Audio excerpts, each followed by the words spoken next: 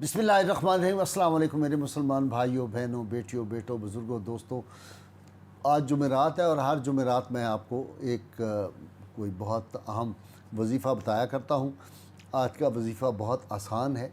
ये अल्लाह ताला का इसमें जमाली है और बाज़ हमारे सूफिया ने इसको जलाली भी लिखा है, ये इसमें जमाली है। लेकिन या हकीमों ये अल्लाह ताला का सिफाती नाम है जिसका मतलब है बड़ी हिकमत वाला, हक़ाइक़ अशिया को जानने वाला। अल्लाह ताला वो हकीम ज़ात है जिसको कायनात, चूँकि वो कायनात का पैदा करने वाला है तो उसे हर जानदार बेजान की हकीकत जो है उसका इल्म है। और ये उलूम जो थे अल्लाह ताला ने अपने महबूब सल्लल्लाहु अलैहि वसल्लम को सबसे बढ़ के मखलूक में अता किए थे। अब हकीम जो है उसकी हिकमतों को आम इंसान तो उसकी समझ से बाला है। बाज़-औक़ात तो उसकी हिकमतों को बड़े बड़े अल्लाह के जो मुकर्रब बंदे हैं वो भी नहीं समझ सकते। हम देखते हैं कि सैयदना मूसा अलैहिस्सलाम को एक मरतबा पेट में दर्द हुआ तो आप कोहे तौर पे तशरीफ़ ले गए और अल्लाह की बारगाह में अर्ज़ किया, या अल्लाह मेरे पेट में दर्द है। तो अल्लाह ताला ने फरमाया कि तुम सौंफ खाओ। उन्होंने सौंफ खाई, दर्द दूर हो गया। कुछ अरसे बाद सैयदना मूसा अलैहिस्सलाम को फिर पेट में दर्द हुआ, फिर अल्लाह की बारगाह में गए, या अल्लाह फिर पेट में दर्द हो गया। तो अल्लाह करीम ने इरशाद फरमाया कि अब तुम जाओ और हकीम लुकमान के पास चले जाएं। तो हज़रत मूसा अलैहिस्सलाम वहाँ गए तो हकीम लुकमान जो थे उन्होंने बहुत इज़्ज़त तकरीम की, बिठाया। कहा, जनाब मूसा आप कैसे तशरीफ़ लाए? कहा, मेरे पेट में दर्द है। उन्होंने उसी वक्त उठ के सौंफ जो थी उसको गर्म किया, भून के सौंफ को उसकी पुड़ियाँ बनाई और पहली पुड़ी कहा कि मेरे सामने खाओ। जब वो पुड़ियाँ खाई तो उनका दर्द काफूर हो गया, वो दर्द ख़त्म हो गया। तो हज़रत मूसा अल्लाह ताला की बारगाह में गए, या अल्लाह अगर ये सौंफ ही थी तो पहले आराम आ गया था, दोबारा आपने मुझे हज़रत लुकमान के पास भेज दिया। तो अल्लाह करीम ने फरमाया कि ये मेरी हिकमतें हैं, मुझे हकीम इसीलिए कहा जाता है, मेरी ज़ात को ये हिकमत है, वही आपके लिए शिफा हमने रखी थी। तो वो ऐसा हकीम है जिसकी हिकमतों, जिसकी कुर्बत हमें हासिल करनी, उसकी इबादत, उसकी रियाज़त, सजदा रेज़ उसके सामने होके उसके महबूब सल्लल्लाहु अलैहि वसल्लम का तवस्सुल और वास्ता दे के हम अल्लाह का कुर्ब हासिल कर सकते हैं। जब अल्लाह का कुर्ब हासिल होता है तो फिर इंसान के लिए ये जो मसाइल हैं दुनियावी, ये कोई हैसियत नहीं रखते। अब मैं बताना चाहता हूँ कि इसमें पाक के असरार और रुमूज़ क्या हैं। अगर कोई आदमी चाहता है कि वो रूहानी असरार उसको हासिल हो जाएं, और बाज़-औक़ात जो लोग बहुत इसमें अल्लाह ताला उन पर करम नवाज़ी करता है तो वो लोहे महफूज की चीज़ें भी पढ़ लिया करते हैं।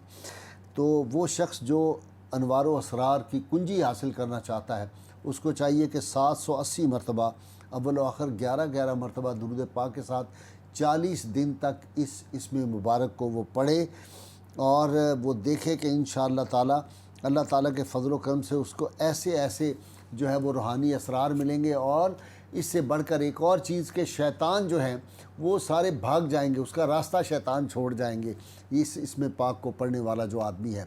इसी तरह जो लोग क्रिएटिव हैं, तख्लीकी सलाहियतें, कोई नई दरियाफ़्त करना चाहते हैं, कोई नई बात पैदा करना चाहते हैं, कोई नई किताब लिखना चाहते हैं, कोई नई मशीनरी ईजाद करना चाहते हैं, उसमें कोई रिसर्च कर रहे हैं, उनके लिए बड़ी ज़बरदस्त चीज़ है कि इसमें पाक को 21 दिन बमा अव्वल व आखिर 7-7 मरतबा दुरूद पाक पढ़ के 313 मरतबा इसको रोज़ाना पढ़ें। 313 मरतबा इसको 21 दिन तक पढ़ें अव्वल व आखिर दुरूद पाक के साथ। इंशाअल्लाह ताला ये 21 दिन नहीं पूरे होंगे कि इसके सारे मामलात जो है वो जो ये रिसर्च कर रहा है वो इसके हाथ में आ जाएगी, इसको वो आश्कार हो जाएगी। उस वक्त जब ये ख़त्म करे तो 2 नफल जो है शुक्राने के अल्लाह ताला की बारगाह में जो है वो ज़रूर पढ़े और दुआ मांगे। इसी तरह हिकमत और दानाई के लिए ये बड़ी ज़बरदस्त चीज़ है। अगर कोई चाहता है कि मुझे हिकमत, दानाई, दानिश मिल जाए, मैं सही मानों में दानिशवर बन जाऊँ, ये हमारे दानशूर नहीं जो कड़वा रात को शरबत एक पी लेते हैं, सुबह तक हैंगओवर होता है और ऊल फूल बकना शुरू कर दे सुबह। नहीं, हकीकत मानों में, हकीकी मानों में हिकमत और दानिशवरी अगर चाहते हैं तो उसके लिए 313 मरतबा इसको पढ़ेंगे, 90 दिन तक पढ़ेंगे अव्वल व आखिर दुरूद पाक के साथ इंशाअल्लाह ताला। और 7 जब 90 दिन पूरे हों तो फिर सूरा रहमान जो है उसकी तिलावत करें, 2 नफल पढ़ें। अल्लाह ताला के फ़ज़ल व करम से इसमें वो जो है तख्लीक का मादा, तदब्बुर अल्लाह ताला इसको दे देगा, हिकमत, दानाई इसको, और फरमा रवाई भी मिल सकती है। अगर कोई हुकूमतों में आना चाहता है, इक़्तिदार में, तो उसके लिए बड़ा मुफीद है। इसी तरह मुश्किलात के हल के लिए ये बड़ा ज़बरदस्त वजीफ़ा है کہ اگر کوئی آدمی دیکھتا ہے کہ عرصہ حیات تنگ ہو گیا، بے شمار مشکلات ہیں، نکلنے کا کوئی راستہ نہیں مل رہا، اللہ تعالیٰ کے حضور سر بسجود ہو جائے، 770 مرتبہ 770 770 مرتبہ 21 دن تک بعد نماز عشاء اس کو پڑھے، اول آخر درود پاک جو ہے اس کو پڑھ کے وہ پھر بعد میں 2 رکعت نفل ادا کرے اور اپنی مشکلات کے لیے اللہ کی بارگاہ میں عرض کرے، 21 دن سے پہلے پہلے اس کی ساری مشکلات جو ہیں وہ دور ہو جائیں گی۔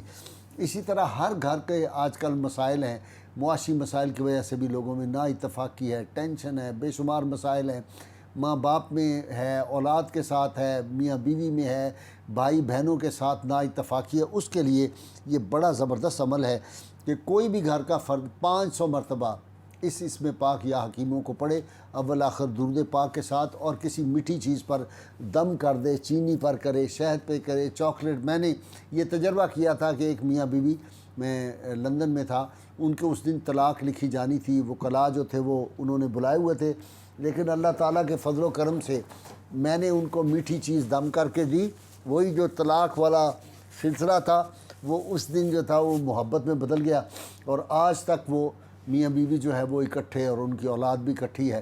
تو وہ لوگ حیران ہو گئے، میں نے کہا یہ اللہ تعالیٰ کا جو اسم پاک ہے اس کی برکتیں ہیں۔ اسی طرح اگر کوئی حکیم اور ڈاکٹر ہے اور وہ چاہتا ہے کہ اس کے ہاتھ میں شفا ہو جائے، تو وہ اپنے کلینک میں بیٹھنے سے پہلے جو ہے 101 مرتبہ اس اسم پاک کو اول آخر درود پاک 3 مرتبہ، 7 مرتبہ، طاق میں 11 مرتبہ، 33 مرتبہ پڑھ لے۔